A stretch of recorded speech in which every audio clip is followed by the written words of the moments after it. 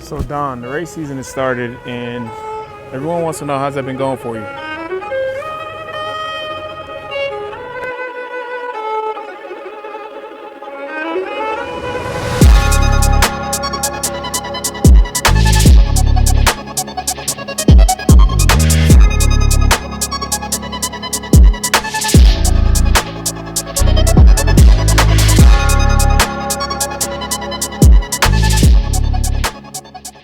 Let's just say the beginning of the race season didn't quite go as I envisioned it. Now, we all know that with racing, it comes with crashes, it comes with mechanicals.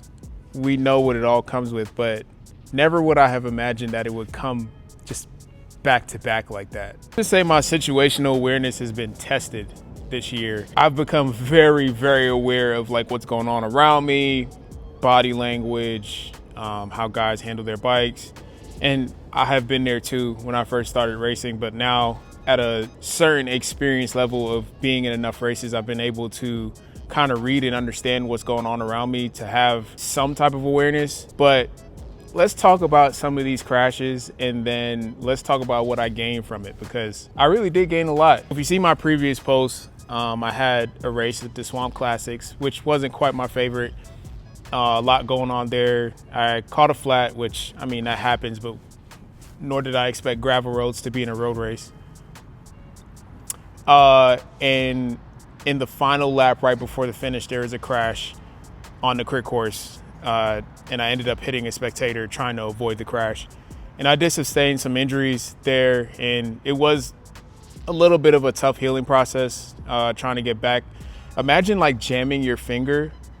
That's kind of like what happened to my neck. So it just took some time to come back, and I had to skip the next race on the schedule before moving on to basically the rolling out of races. So the biggest one was Jackson. I hated that I missed the split. I stayed in the front almost 90% of that race, just trying to be aware of all the moves that were happening. And there was one split that happened, and I was kind of hoping someone would jump. And there were a lot of attacks. It was pretty relentless, that road race. It wasn't even really a road race. It was more like a circuit race, so it went on for about 90 minutes. And a split happened, and I tried to jump, and I realized I was pulling the whole peloton back, and no one was really helping. And I was like, no, I'm not doing that. And I pulled us about maybe halfway to that group that was up the road, but no one else decided to help on that. So I just kind of took it as, all right, you know, this is going to be the race, and we're going to race for whatever position happens after that, and see if that group stays off. And that group did dwindle down a little bit. I believe it was 8 to 9 guys that went up the road, and I want to say maybe 4 of them came back to the group. We were on that last lap, which it always seems to be the last lap. You know, everyone is like struggling, heart rates are above, your situational awareness is probably not as heightened. Everyone is desperate for position.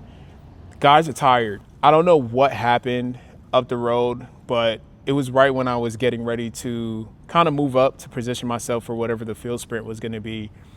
Before we hit that last turn to the start finish, which was, we had a good 3 to 4 miles left to go. So there was time, and a big pileup happened. I don't know if it was like a touch of wheels. Some guys like bumped each other. There was a big pileup. I was aware of what was going on up ahead. On that down section, we were going at least 40 miles per hour, because it was a tailwind. And it was a downhill, like a slight downhill, but it was a very fast section. The road is pretty rough around there. And next thing you know, I just see bikes flying. People, Superman flying in the air. I mean, it was quite dramatic when I saw that happen. And there was no amount of brakes that could have slowed me down in enough time to stop. I've posted this on Instagram and Threads, I believe, and I've seen a couple comments like, use your brakes. Okay, yeah, I'm gonna use my brakes going 40 miles per hour as guys are like literally flipping in front of us. And then the guy that was right in front of me, he slammed brakes as well. So obviously the reaction times always delay the further back you get. And there was grass on the right. I'm going to take the grass. It's just like your vehicles. When you brake with your cars, you don't slam brakes, because if you slam brakes, You skid tires, you no longer have control of your vehicle or your bike. So you can't turn, you can't do anything. You either lock up, you go over the front of the bars, or you just skid into whatever pending accident is in front of you. The best situation for my body and my bike was to take the grass, because I know the grass was A, gonna slow me down enough, and B, if I was gonna fall, I was gonna be able to roll, which I did fall because there was like a dip in the ditch on the right, and it grabbed the front wheel and I flipped over the bars. I'll take that over what just happened in front of me. So anyone who's saying use your brakes, you probably would have crashed, to be honest. You would have been caught in that. But that was Jackson. Yeah. That was eventful. Also, I know I've talked about just like putting in a lot of training and really kind of like spending time trying to figure out where I was going to be this season. I did the Hincapie series, one of their crit courses, which is a really cool crit course. It's a dedicated crit course for crit racing. I wish we had that here. We kind of do, which is our Tuesday night crit, which is Marietta Tuesday night. And it kind of relates to it a little bit, the way it flows, but it's not a closed course. So it's just cool that, they have that in Hincapie. But that was my first P123 race as a Cat 3, because I am a Cat 3. But I would say I'm probably I wouldn't say I'm like low Cat 3, but in that race, with the caliber of guys that were out there, Winston-Salem, there were a lot of hard hitters out there, and they made that race really hard. And they had Jonas out there as well. So it was nonstop attacks, and it was almost a negative race kind of, because Jonas would go off the front, then Winston-Salem would go off the front, and of course you got some of the collegiate guys as well. So you could only imagine what it was like for everyone in the back, and it was definitely a race of nutrition. I didn't have that. I had fitness, but I wasn't prepared for that. But I can say that I'm glad I got a taste of it, because now I know. Sometimes your body has to experience it to know. Racing is a skill set you have to really learn and experience. And once your body experiences it, the adaptations kind of come in after that. It was an experience. As I'm thinking, we should be done with crashes, because I felt like I've paid my dues.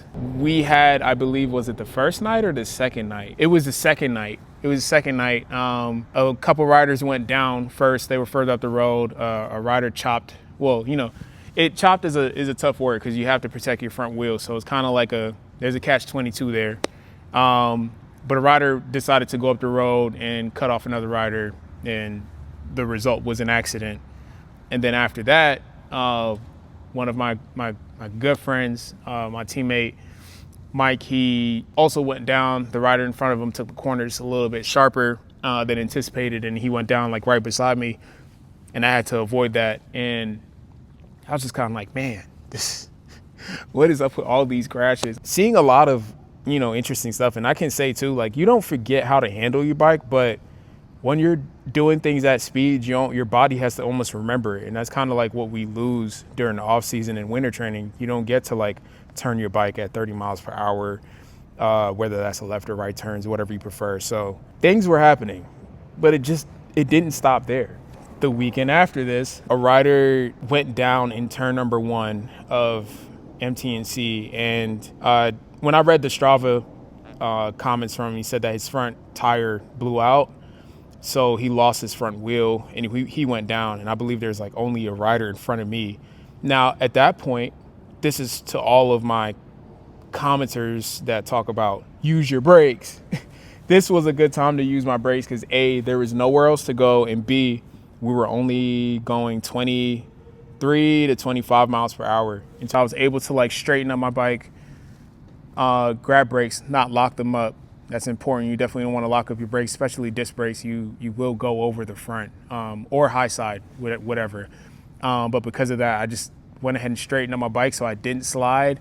And then also I leaned back off the bike in order to slow myself down enough. So situational awareness. Because of that, I was able to avoid most of these early season crashes, or at least salvage it enough to where I'm not causing a lot of damage to my assets, and not stressing my wife out, because this is the closest thing to riding motorcycles. It's just as dangerous. I know I promised you guys like a lot of content, and I'm gonna have to pull that promise back a little bit.